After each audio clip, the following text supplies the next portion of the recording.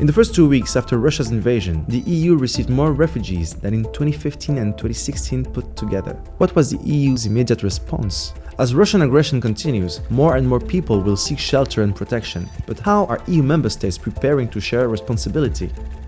After years of political deadlock, will this provoke a change of heart among EU governments when it comes to asylum and migration policy in the EU? Let's look into this in this new episode of What's Left.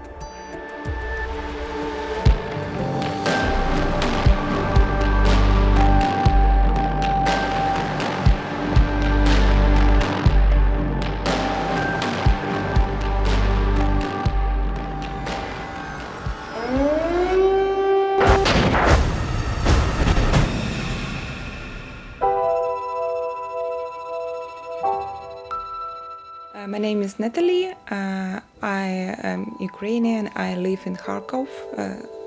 Used to live in Kharkov. I wake up at 5 o'clock in the morning because it's really big sounds outside my window, firework or somewhere, and I understand it's not firework. It was very dangerous for my child, and that's why I take him and my mother, and we came here more than 1 week ago. My sister buy us a ticket to plane, and we came here. Escaping war. In the last weeks, millions of people did so. Some arrived here in Brussels by car, bus or taxi as they could. Searching for a safe haven, fleeing shelling and Russian artillery, people now have to wait in line.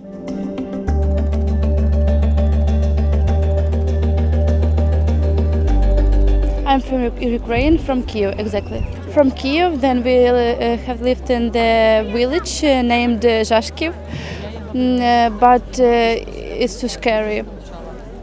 We decided to go here. It was so hard to join here, to get to this country. Can you tell me what you are doing here? I'm waiting for registration for me and my two children and for my sister. What I need about this registration is a school for my children because they so confused of all of the situation.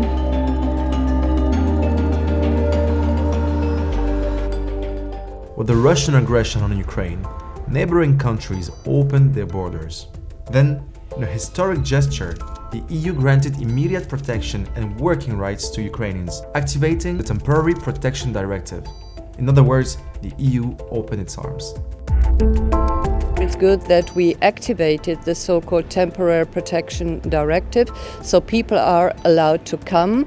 The children are allowed to go to school, the adults are allowed to look for work, but you don't need this asylum procedure, at least for 1 year.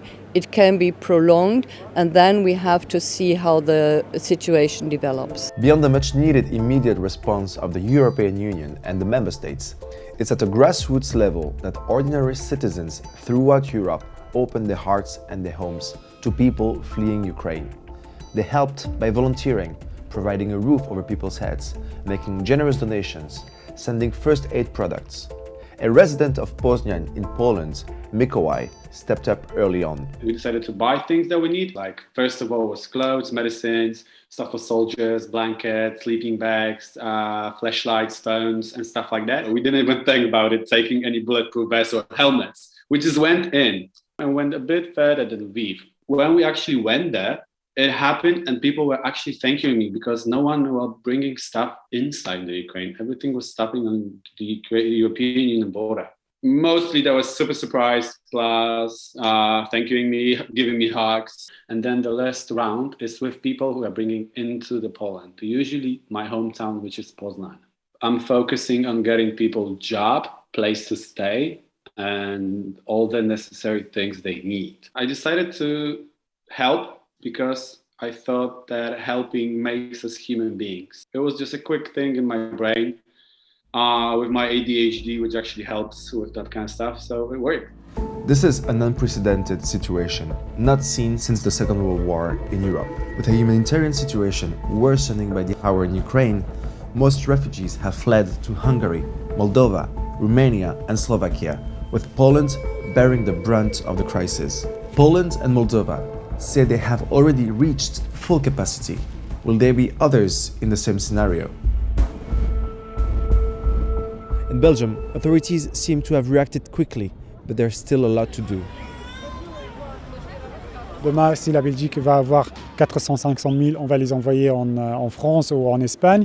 Donc ils vont continuer à tourner et les gens n'obtiennent pas de statut. On leur promet de statut, mais pour avoir le statut, il faut entrer. Mais entre-temps, ils n'ont aucun soutien. Ils n'entrent pas dans les systèmes de soins de santé, les systèmes sociaux, tant qu'ils ne sont pas leurs documents. The early steps in the integration process are crucial. But while we are still in the midst of a pandemic, are governments prepared to offer the support people need? Of course, we will need money. Our communities, local levels have to be prepared for schools and other infrastructures. And that's something where member states have to offer things, but also the Commission is ready to use all the funding that has not been used is still there from the army, from the cohesion funds, and also to need some flexibility measures so to ensure member states get the support they need. Now we have to go on another step also to make sure that on European level we will have a solidaric and also coherent approach, because we can tackle this much better together than just to leave it to some member state. And all this has to be done in a coordinated way. And we also have to make sure that we don't have now new models of exploitation of these people that come in a desperate situation, not in a very good bargaining position maybe on a labor market, maybe also lacking language skills. This is something we need to address, and this will be the new level of help and support that is needed. La movilización y los gestos de solidaridad con los refugiados no solo deben de mantenerse mientras dura la guerra, sino que debe conducirnos a un nuevo pacto de migración y asilo que ya no puede esperar más. Is this a turning point for Europe's asylum policy? How will what's happened in Ukraine affect the debate and the policies in the Pact on Asylum and Migration that the European Parliament is currently working on? The countries today welcoming refugees with open arms, like Hungary, Poland, and the Czech Republic, were the first ones to reject the principles of solidarity when the European Commission presented draft laws on sharing responsibility in 2020. Long before that, some governments steered a hostile anti-migrant narrative for political gains. Under the new laws, the Temporary Protection Directive would be replaced by a crisis regulation.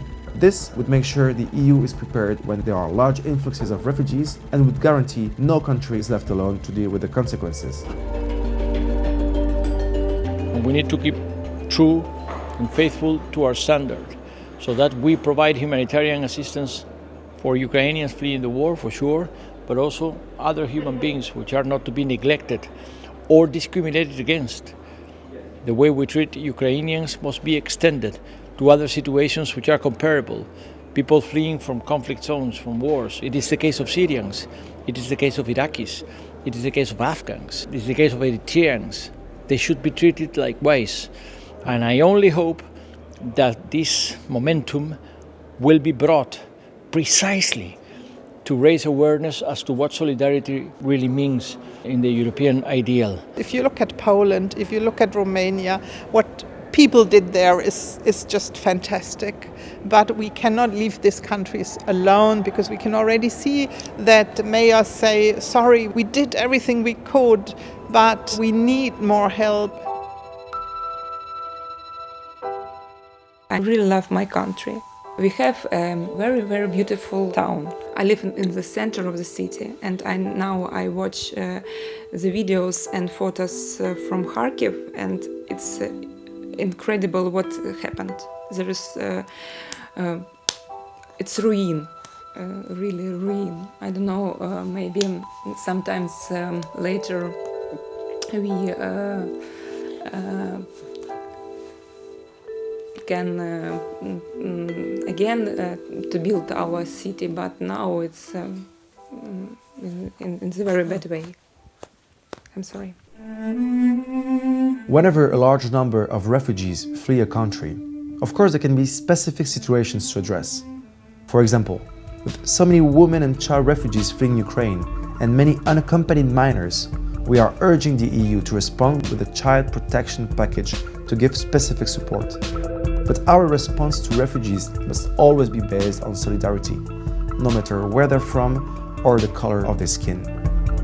Now, we need to make the most out of that change of heart and make solidarity the rule, not the exception.